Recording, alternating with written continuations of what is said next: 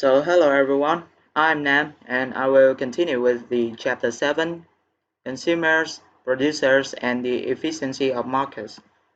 So Melissa buys an iPhone for $240 and gets consumers surplus of $160.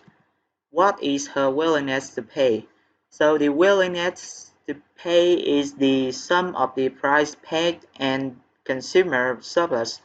Therefore, Melissa's willingness to pay is $400, which is equal $240 plus $160. So if her had bought the iPhone on sale for $180, what would her consumer surplus have been? So her consumer surplus at a price of 180 would be $400 minus $180, so the result will be $220. If the price of an iPhone were $500, what would her consumer surplus have been? So if the price of an iPhone was $500, Melissa would not have purchased the product because the price more higher than her willingness to pay. So therefore, she would receive no consumer surplus. That's the end of my part in this chapter. So thank you for listening. Hi, my name is Yinyi, and now I will answer the question 4 of Chapter 7, Consumers, Producers, and the Efficiency of Markets. So first, we have a table of burst demand schedule. When the price of a bottle of water is $4, must buy 2 bottles of water. He valued his first bottle of water at $7, but pays only $4 for it, so he has a consumer surplus of $3. He valued his second bottle of water at $5, but pays only $4 for it, so he has a consumer surplus of $1. Therefore, Bud's total consumer surplus is $3 plus $1 equal $4, which is the area of A in the figure. Next, when the price of a bottle of water drops from $4 to $2, must buy 3 bottles of water.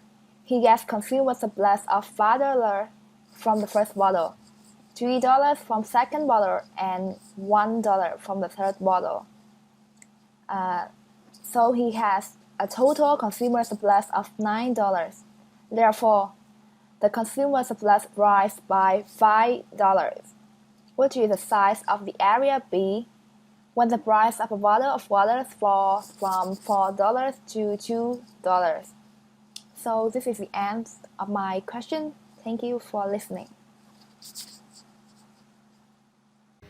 Hello everyone, my name is Long and I'm going to answer question number 2 in chapter 8. And the question is as follows. Evaluate the following 2 statements. Do you agree? Why or why not? The first statement is a tax that has no deadweight loss cannot raise any revenue for the government.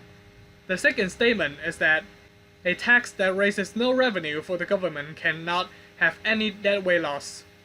Personally, I disagree with both statements. Because for the first statement, an example to prove this wrong is the case of a tax when either supply or demand is perfectly inelastic, meaning that either the supply curve or the demand curve is vertical. In this case, the tax has neither an effect on quantity nor any deadweight loss, but it does raise revenue. And for the second statement, let's say that a 100% tax was imposed on seller, and with a 100% tax on their sales of goods, seller won't supply any of the goods, so the tax will raise no revenue. Yet the tax has a large deadweight loss, since it reduced the quantity sold to 0. And with that being said, that's the end of my part. Thank you for listening.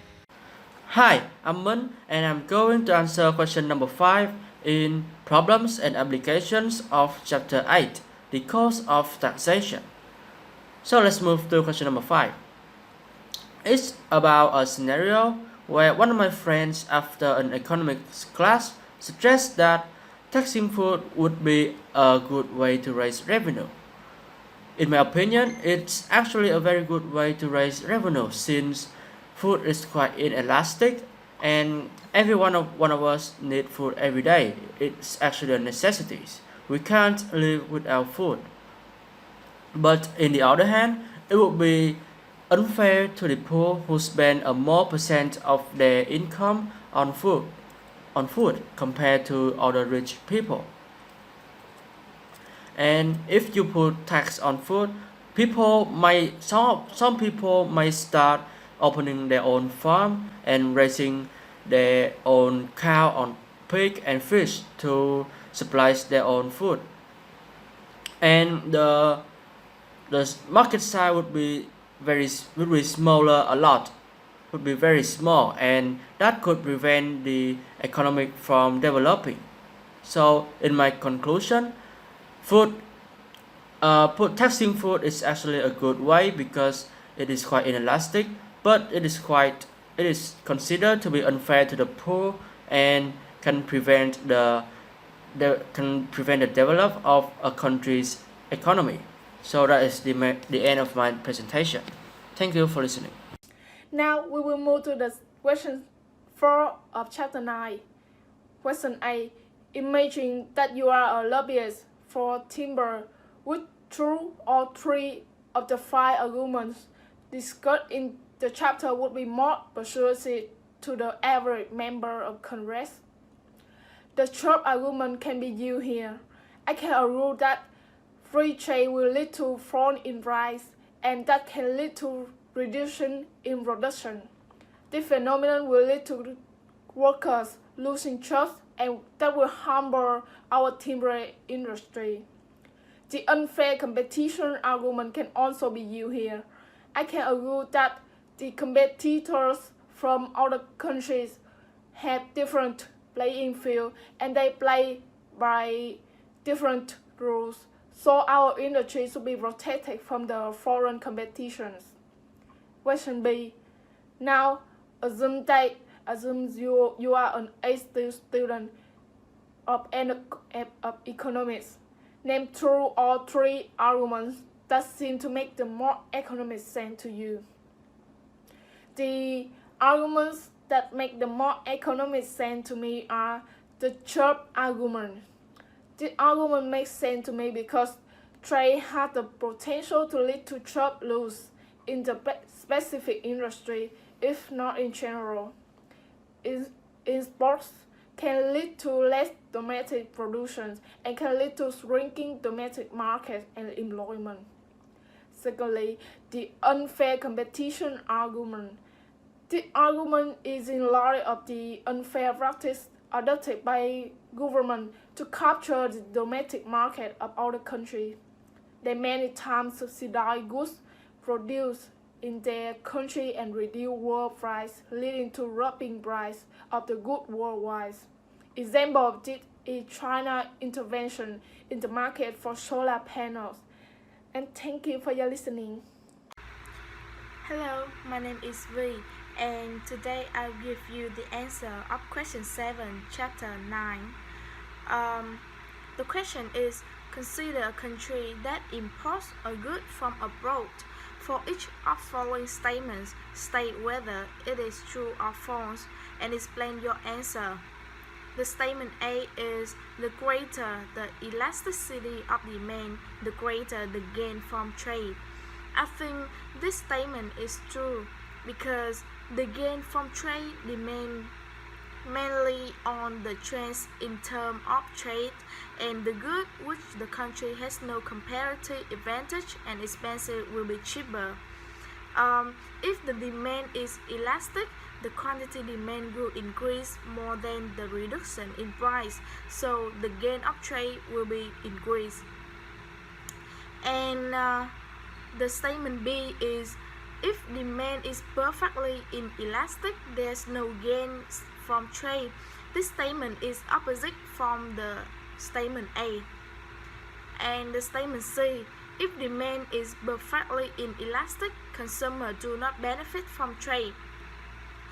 This statement, I will answer like the luxury product. You can learn that the supply at the luxury products is inelasticity and the demand is elastic, so the tax burden is on the supplies. So the consumer, I think that the consumer will benefit from the trade at this situation. So this statement is false.